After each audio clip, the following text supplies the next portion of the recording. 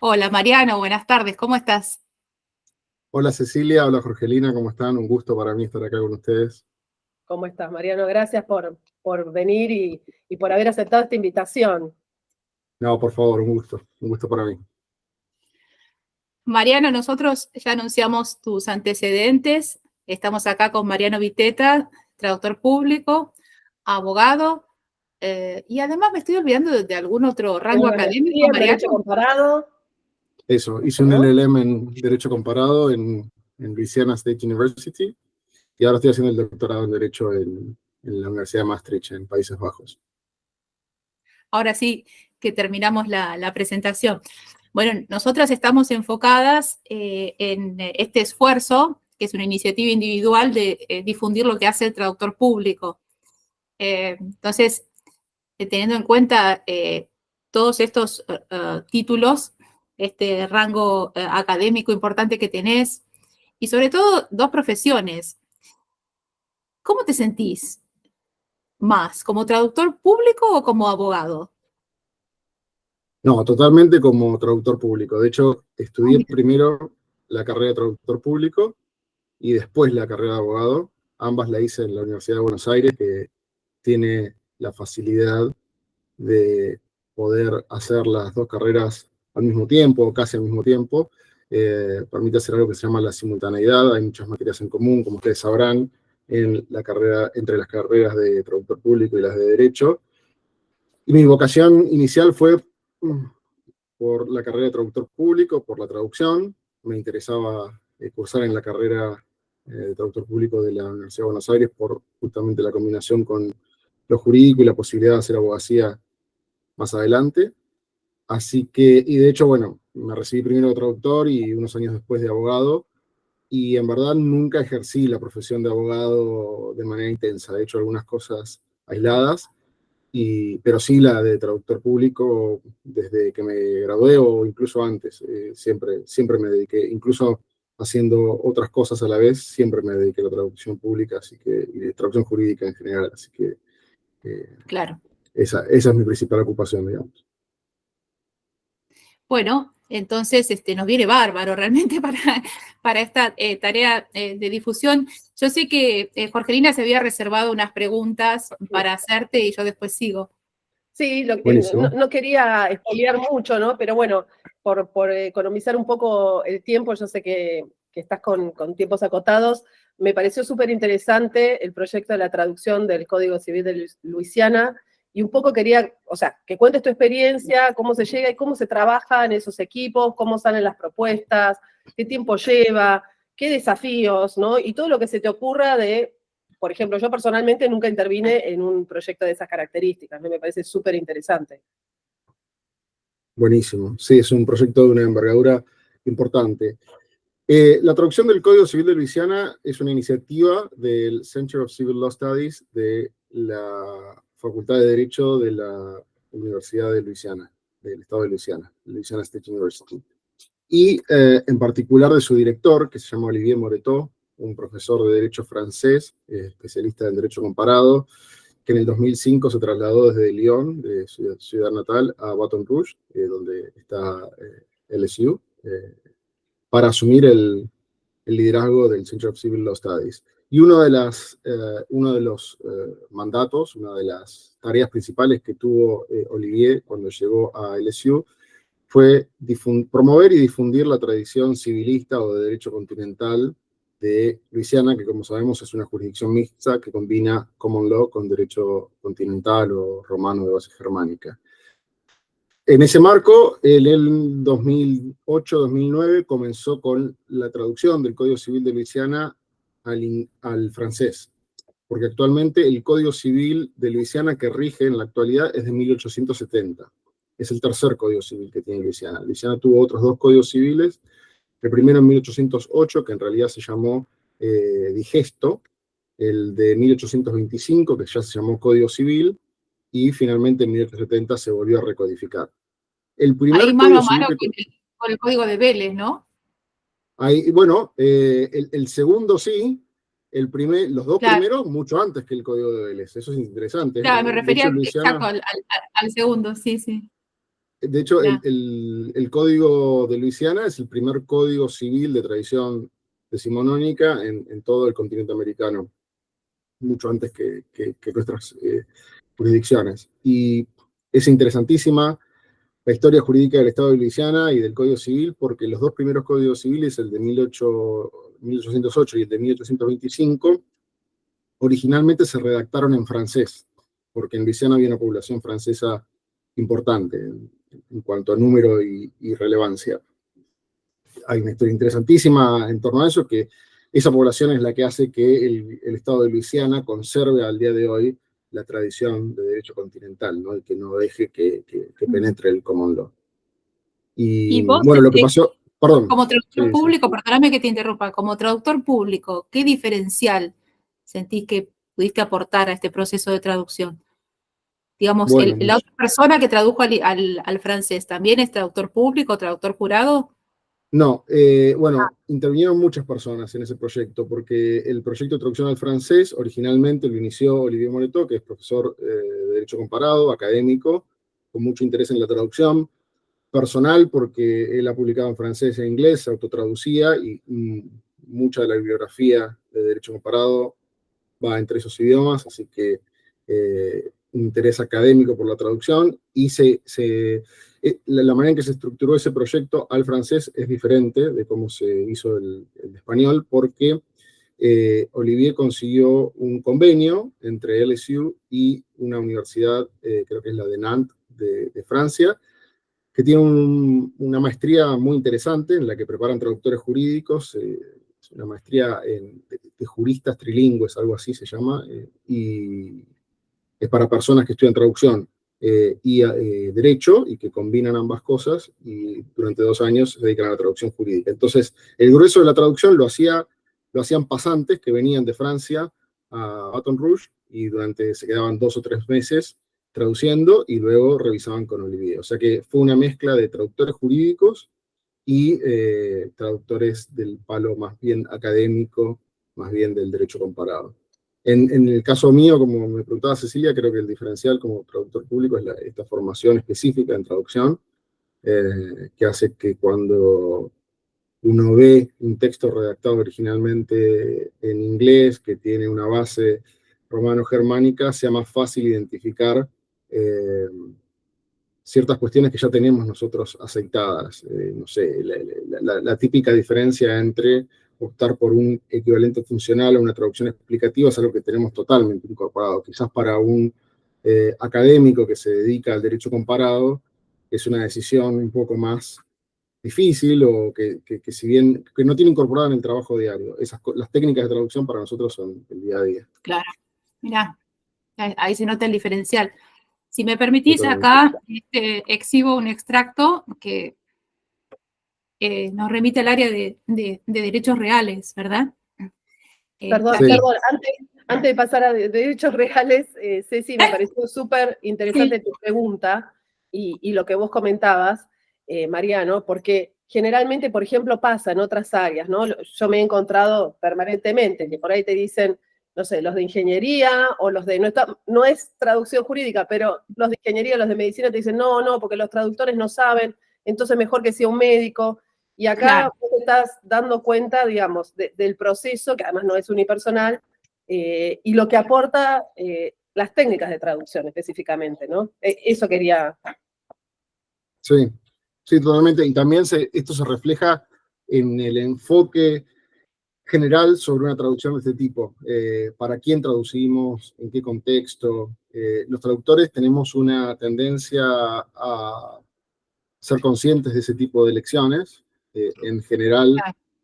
creo que tendemos a entender que la traducción es un ejercicio que depende del contexto, y un traductor formado eso lo sabe reconocer enseguida. Entonces, Mariano, hablando del target audience, ¿verdad? Acá tenemos public things. Bueno, de hecho, quienes miren este video no tienen por qué ser de los pares inglés-español, siempre con este egocentrismo nosotros, pero bueno, public things, las cosas públicas, esta fue la opción a la hora de traducir. uno cuando ve esto lo asocia a los bienes de dominio público, tal cual la terminología de nuestro Código Civil y Comercial hoy día. En ese caso, digamos, el criterio a la hora de traducir public things como cosas públicas fue adaptarse a la target audience, o se buscó un híbrido. Contanos un poquito. Ese es un tema muy importante el que mencionás, y al principio del proyecto tuvimos una reunión entre 4 personas claves relacionadas con el proyecto, porque este proyecto, yo fui el traductor principal, hubo una revisora y un comité de validación que se encargó de revisar todos los textos antes de que salieran publicados, porque los vamos publicando en este Journal of Civil Law Studies a medida que vamos avanzando, ¿no? Y en un sitio web que está alojado dentro del Center of Civil Law Studies. Y la primera decisión que tuvimos que tomar era para quién estaba dirigida esta traducción, que es algo que los traductores tenemos muy en cuenta, porque sabemos que en función de a quién esté dirigida vamos a tomar ciertas estrategias de traducción y que no hay una estrategia de traducción que sea válida para todo. En general, el 80% de la traducción de una obra de esta envergadura, yo diría que no tiene problemas de estrategia, pero hay cosas que pueden traducirse de una manera o de otra, por ejemplo, eligiendo un equivalente funcional a una traducción explicativa, y ahí sí hay que tener en cuenta a quién está dirigido. Entonces, la primera decisión que tuvimos que tomar es qué español usar, porque obviamente un proyecto desde Luisiana para Luisiana y para el mundo, bueno, están todas las variedades del español jurídico a disposición, pero teníamos que tomar una decisión. Y la decisión fue ser los más neutros posibles dentro de lo que se puede, pero reconociendo que la mayoría de las personas que estamos involucradas en la traducción, y principalmente yo, somos argentinos. Entonces, obviamente, en cuanto hubiera alguna duda, por ejemplo, hay ciertos casos que son muy típicos, ¿no? El verbo correr, por ejemplo, para los españoles, incluso en español jurídico, está prohibido, porque es una palabra malsonante en español de España, pero para nosotros no lo es, y que corra un plazo a nosotros no nos dice nada incorrecto, es un término técnico. Bueno, eso lo he usado. Siempre que hubo una duda entre, por ejemplo, español de España y español argentino, me incliné por el español argentino. Por ejemplo, vista o audiencia, audiencia, sin dudas, porque es más fiel al autor de traducción, que soy yo, y por otro lado, porque me pareció que una traducción que salía desde Luisiana en el continente americano estaba más cerca del español latinoamericano y en particular del argentino que de otra variedad.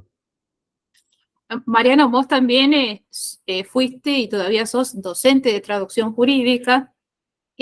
A mí lo que me sucede cuando me toca dar clases sobre derechos reales es explicar el concepto de cosa, y de repente los alumnos sienten hasta cierta sorpresa al llegar a la conclusión de que pueden utilizar things, porque es objeto material susceptible de un valor económico.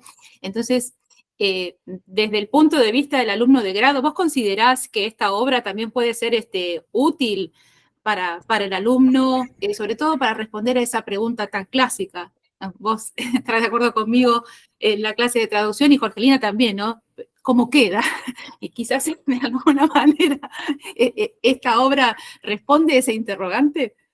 Y bueno, de alguna manera en una obra, en esta traducción y en cualquier otra, hay una manera en que las cosas quedan, porque no podemos poner todas las opciones que andan dando vueltas. Claro. Los traductores tenemos que traducir, y hay opciones que tenemos que tomar y que se manifiestan en la traducción publicada o dada a conocer.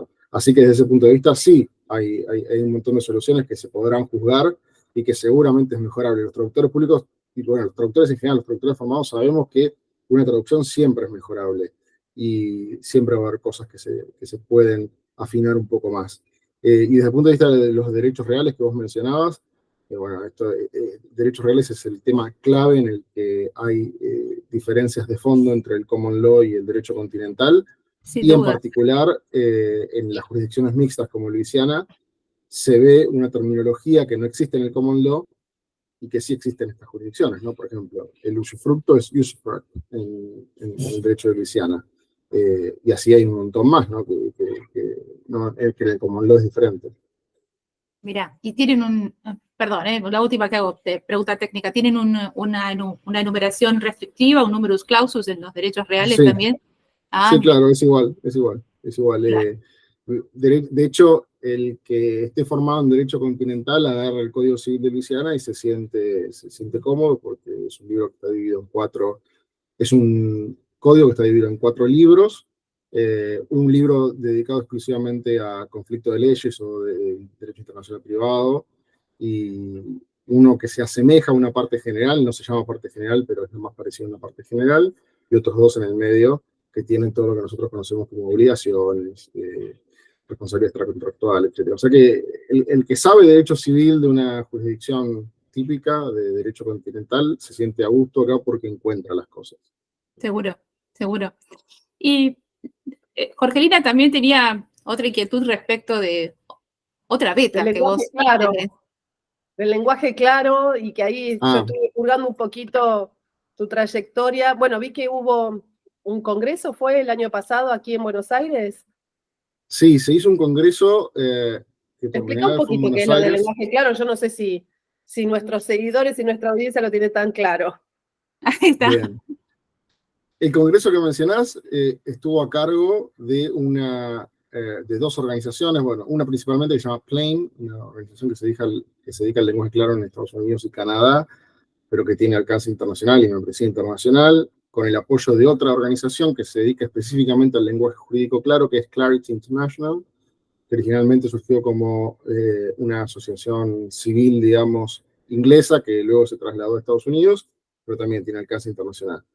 Y cada 4 años se organizan estos congresos, tocó en Argentina.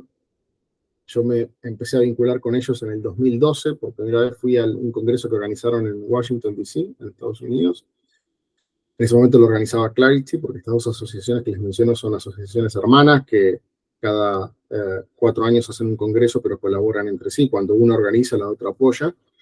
Una es específicamente el lenguaje jurídico claro y la otra es el lenguaje claro en general. El lenguaje claro es una iniciativa, una disciplina, puede ser incluso una técnica, que tiene por objetivo que las comunicaciones sean lo más transparentes posibles para que las personas que necesitan encontrar algo puedan encontrarlo y que cuando lo lean lo entiendan y que puedan usar esa información para lo que necesiten hacer después de haber leído y comprendido algo. Esa es Y la cuando hablas de esas definición. personas, perdona, cuando hablas de esas personas, ¿es el ciudadano común o también se contemplan documentos que son más business to business? Bueno, es una gran discusión, ese es un tema porque Ah, eh, hay de todo y para eso es clave el concepto de género discursivo que los traductores conocemos y los profesionales del derecho no tanto, y no es lo mismo una sentencia que un contrato, que como decís vos, una comunicación entre empresas, por ejemplo. En general el movimiento de lenguaje claro empieza en Estados Unidos e Inglaterra como un movimiento de bases, como lo que ellos llaman un grassroots movement, eh, fundamentalmente vinculado con el derecho del consumidor. Consumidores que leían manuales que no entendían y a partir de eso, así que en Claro, porque principio, yo pensaba, ¿no? Digo, ¿cuál es el límite, ¿no? De pronto un exhorto. ¿Y eso quién lo va a leer, digamos? ¿El consumidor? No, eso, ¿qué necesidad tiene de claridad si ya está hablándose, digamos, en un género discursivo de 2 personas que se entienden, digamos, 2 especialistas que se sí, entienden, por ejemplo, ¿no? Entonces sí, digo, ¿dónde están los boundaries? eso es diferente y ahí cambian las estrategias, creo, pero el objetivo principal del lenguaje claro está igual en un exhorto, que es una comunicación entre especialistas, que en una sentencia o que en un manual. Se puede ser claro incluso entre especialistas y hay un montón de estrategias del lenguaje claro que sirven para hacer más claro el discurso entre especialistas. Yo, de hecho, escribí un artículo sobre cómo se pueden aplicar los principios del lenguaje claro a la doctrina, que es un claro ejemplo de comunicación entre especialistas. Así todo, si bien lo que digo en ese artículo muy rápidamente no es obligatorio obviamente usar el lenguaje claro, pero son técnicas que facilitan y hacen que la comunicación sea más transparente y que el mensaje llegue a destino. No hay una obligación, obviamente, en esos casos, pero las técnicas sirven. sí, es una tendencia que está avanzando. Totalmente. Y Vos nos comentabas, volviendo al comienzo de la entrevista, que comenzaste graduándote como traductor público, trabajando también como traductor público, pero en el día de hoy, con todas estas actividades académicas tan fructíferas, por supuesto, que tenés, ¿te queda tiempo para ejercer como traductor público?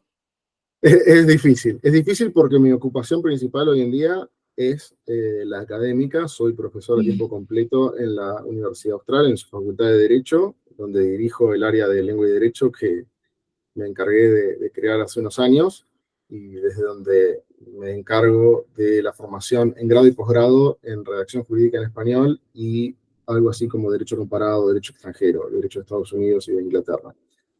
Entonces, es verdad que tengo poco tiempo para la traducción en comparación a como era antes de asumir este cargo, pero la verdad es que tengo tiempo a pesar de todo y tengo una actividad como traductor muy intensa.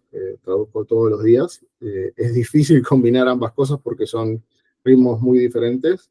En general, la traducción, como ustedes saben, se necesita todo para ayer.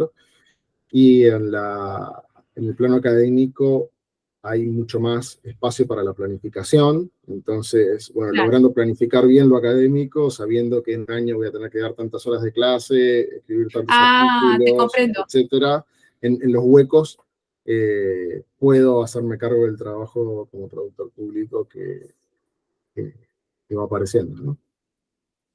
Y sos profesor full time, como acabas de describir, en la Universidad Austral. Tanto Jorgelina como yo también somos docentes universitarios y, bueno, y tantos otros traductores públicos que también estamos en la docencia. Ahora, yo me pregunto si es tan común acá en Argentina un caso como el tuyo. Es decir, ¿es habitual encontrar un profesor dedicado así tiempo completo a la docencia y a diversas actividades académicas, como comentás? Y no es habitual, no es habitual. De hecho, la vida académica, como se conoce en los países del primer mundo, con las principales universidades a la cabeza, en la Argentina casi no existe, salvo estos pequeños espacios como la Universidad Austral, que tiene un ideario y un objetivo claro de tener profesores que dediquen la mayor parte de su tiempo a dar clases, a investigar, a interactuar con alumnos, y una parte de su tiempo también dedicada a lo que se llama consultoría, que en mi caso es la traducción pública, ¿no? Hay profesores de otras ramas, no sé, por ejemplo, del derecho penal, que asumen algunas defensas penales o algunos asesoramientos en ese tiempo. O si están en el ámbito civil, lo mismo. Depende de cada uno. Pero no es para nada común esto en el ámbito universitario, incluso en el ámbito de la traducción pública y en el ámbito de la traducción en general, como saben, es absolutamente inexistente. Yo no conozco a ningún académico full-time que se dedique a la traducción en la Argentina, en el sentido de que sea empleado de una universidad y que tenga todas sus horas de trabajo docentes y de investigación concentradas ahí. En ese punto es un punto flojo de la Argentina. Necesitamos avanzar hacia un modelo que le dé más importancia a la vida académica universitaria. Si comparamos con España, en España ya está solucionado este tema. Digo, hay profesores de traducción full time en las principales universidades. Sí, pero porque bueno, todo eso... en otras disciplinas hay, está claro, digamos, en la Universidad de Buenos Aires sí tiene el modelo de digamos, docente full time, dedicación exclusiva, etcétera, pero para traducción es con lo que vos decís, o sea, estamos muy desprovistos de eso. Sí, en el ámbito del derecho, volviendo a tu pregunta, Cecilia, hay casos, bueno, mis colegas en la Austral somos unos 30 más o menos con esta condición, y esos 30 obviamente tienen el mismo régimen que yo. Hay otras universidades privadas que tienen un régimen similar, como la Universidad de San Andrés y la de Itela, y en las universidades públicas hay todo, pero suele haber un grupo, como por ejemplo en la Universidad de Buenos Aires, que se dedican a la docencia a tiempo completo, muchos de ellos en combinación con el CONICET, por ejemplo, o con alguna otra institución que financie la investigación. Pero sería interesante, por ejemplo, que hubiera un traductor público o traductora pública que se dedicara a tiempo completo a la docencia combinándolo con el CONICET. No, creo que no hay en la actualidad, pero es una posibilidad que está, digamos. Jorgelina, no hace falta demasiado. Vas a ser antropóloga, además, Jorgelina, además de traductora pública, futura antropóloga. Y en antropología, ¿qué sucede? ¿Hay No, por profesores eso lo decía, sí o sí es CONICET y hay dedicación exclusiva, dedicación semi-exclusiva, dedicación simple, pero digo, para las ciencias es como que ya está mucho más, Sí. digamos, aceitado el camino, sacando estas 3 universidades que vos mencionaste, Mariano, digamos, la Universidad de Buenos Aires u otras universidades. Yo trabajé con dedicación semi-exclusiva en la Universidad de Tierra del Fuego, pero no incluía investigación, pero no en la traducción, porque de hecho la carrera no estaba. Yo lo que daba era lectocomprensión e inglés para distintas especialidades, digamos. No estaba para lo que es traducción, y creo que nos falta eso, un poco también porque veo que España y otros países han avanzado mucho en lo que es traductología, de la ciencia de la traducción, la investigación. Bueno, sí, hay un libro que se publicó recientemente. Un poquito con el modelo, viste, del oficio del traductor ahí nomás, de la parte técnica, y no tanto lo otro. Sí. Totalmente. Sí, es una decisión política que luego redunda en una decisión de inversión económica. Sí, también creo que en muchos casos hay un prejuicio respecto de la traducción. Probablemente de los ajenos a la traducción, con la idea de que la traducción es simplemente una técnica, un oficio y no una disciplina, una profesión. Un saber fundado, digamos. Claro, que no es un saber independiente, sino que más bien es un conjunto de técnicas más o menos ordenadas, pero no para mucho más. Y eso no es verdad. O sea, no hace falta ir muy lejos. En España hay investigación, hay docentes a tiempo completo, y los libros de traducción con los que nosotros estudiamos vienen de España, o de otros países si son en inglés, no, pero estoy pensando en el español. Los libros de traducción, yo recuerdo haber estudiado con el manual de López Hicks, por ejemplo, que bueno, son 2 profesores españoles los que lo escriben. Los diccionarios de Brian Hughes y Alcaraz Baró. Y en metodología de la traducción, García Yebra.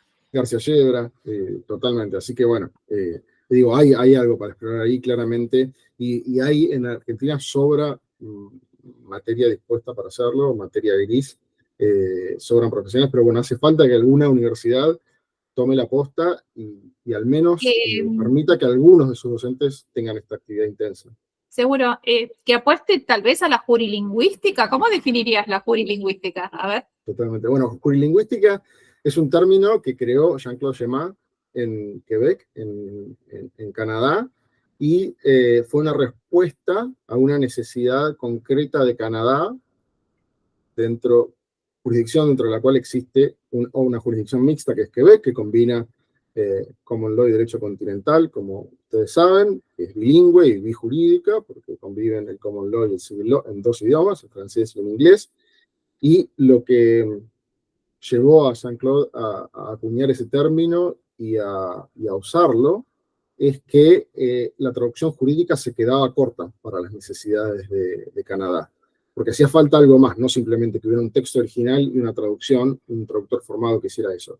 Por las características especiales de Canadá se necesitaba que hubiera alguien con formación jurilingüística, o sea, con formación jurídica y lingüística, de traducción y de derecho, que se pusiera a corredactar las leyes al mismo tiempo, que hiciera un proceso de traducción, digamos, casi simultáneo al acto de creación de las normas, para que no hubiera un original y una traducción, sino que todo de nacimiento ya, desde origen, fuera bilingüe.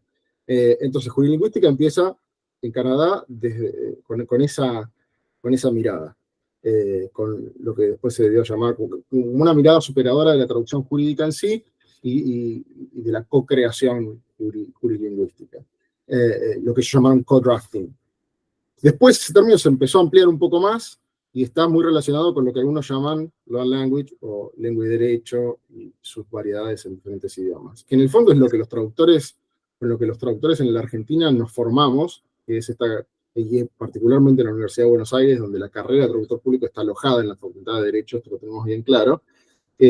O sea que la jurilingüística es la disciplina que combina profundidad de saberes jurídicos y lingüísticos, dentro de la cual está la traducción jurídica. Yo creo que la traducción jurídica, de alguna manera, forma parte de la jurilingüística o de el movimiento de la disciplina de lengua y derecho, y ahí adentro también están la redacción jurídica, la lingüística forense, cualquiera de esas actividades. O sea, en el fondo, la jurilingüística implica el análisis de fenómenos diferentes con profundidad de análisis jurídico y lingüístico. Esa sería la idea. Yo hice unos cursos de lingüística forense que me fascinaron, pero también venían de España, era un profesor que venía y, digamos, no hay mucho aquí como para seguir en eso. Creo que tenemos, por un lado, muchos desafíos y por otro, mucho campo, ¿no? Como para... Totalmente. Sería que institucionalmente alguna universidad tome la posta. Sí, en el ámbito, en particular en relación con la lingüística forense, lo que sería necesario, para los que no sepan qué es la lingüística forense, es el uso de la lingüística para resolver casos judiciales, por ejemplo, en casos de plagio, en casos de atribución de autoría, y ese tipo de cuestiones.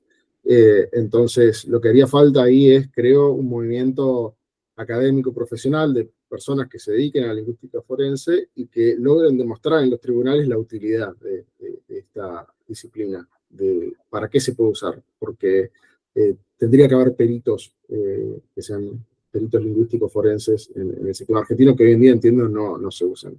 Y podría ser incluso una especialización para traductores públicos, ¿no? Totalmente. Claro. Ellos están habituados al tema. Y Mariano, ya casi llegando al final, ¿verdad? Vos también has sido jurado, siendo otro plano, del certamen de traducción jurídica del Colegio de Traductores Públicos. Este es En un una certamen, oportunidad, sí. claro.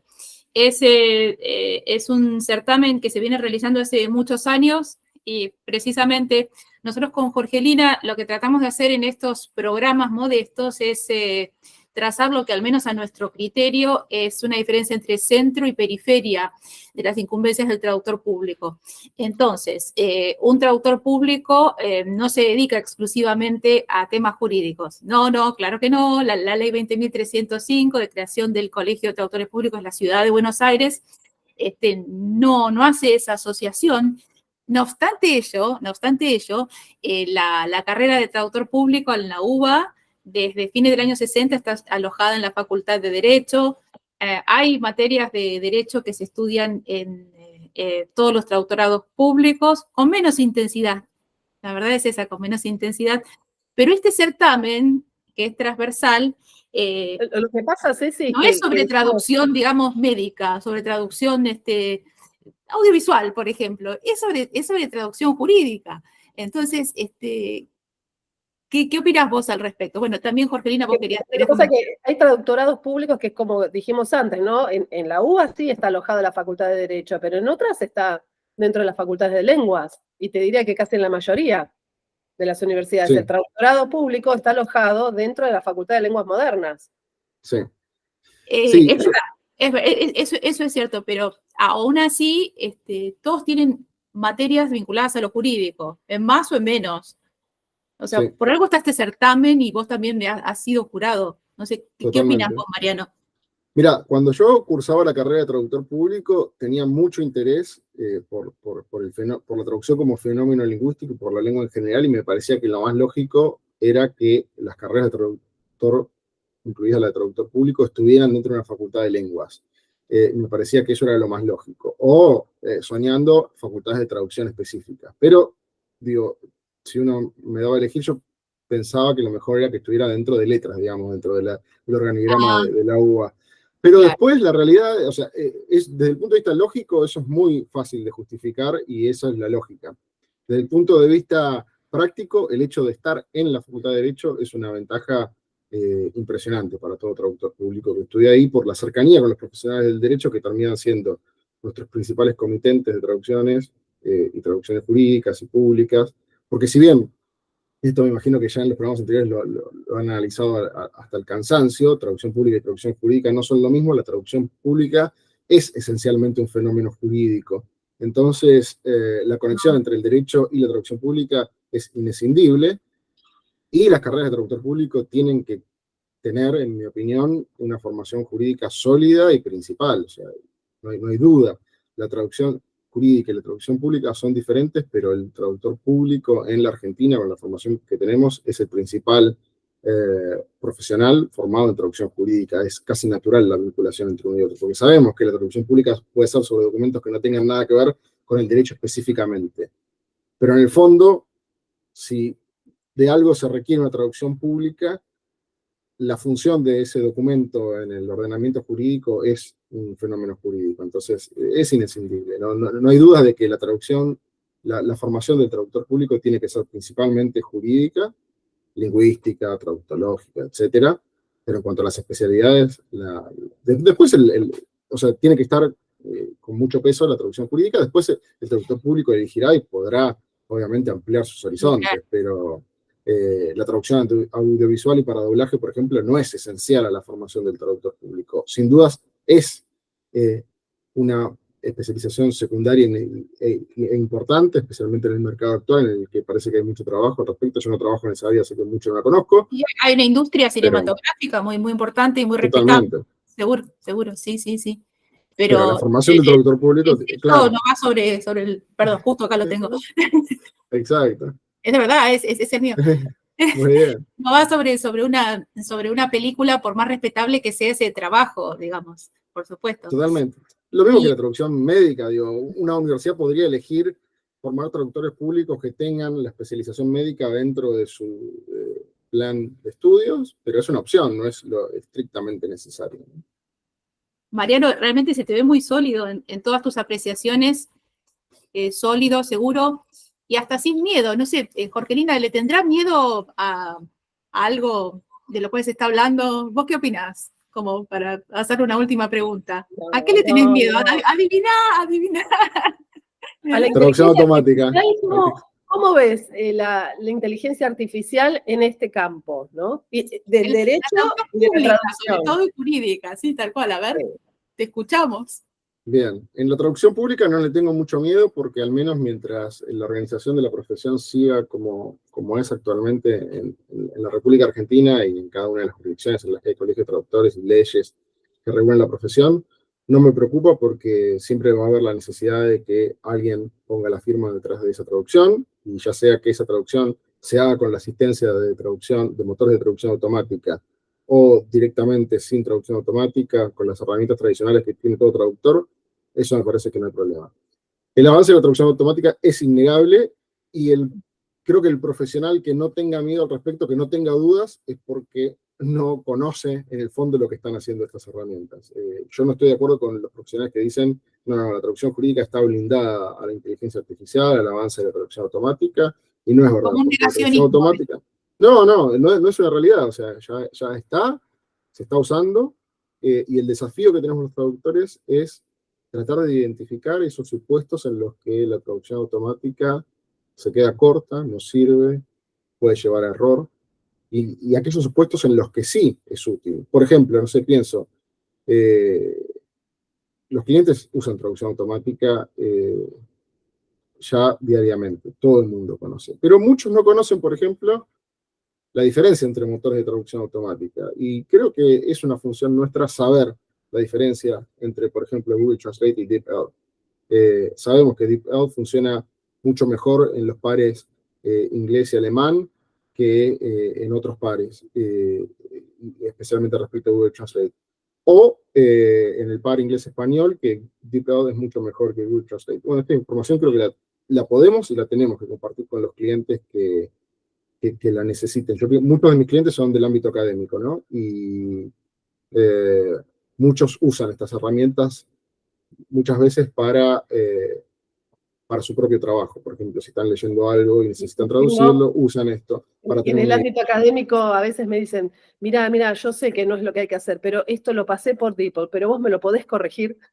Más que nada, sí, no es claro, eso. cuando tiene que presentar artículos, claro, digamos, artículos en congresos y demás, estuvieron como 8 meses escribiendo el artículo, desarrollándolo, y después pero tiene que ir en inglés. Bueno, y lo pasan por DeepL. Bueno, y después te lo dan para corregir. Pero es verdad que en algunos pares, algunos motores funcionan mejor que otros, y que lo utilizan, y a muchos, la verdad que les salvan. Claro, en un contrato y demás, no sé, pero yo creo que eso también va a venir. Va a venir. Sí, va a venir y está viniendo, y llegan los pedidos de posedición con más frecuencia que antes.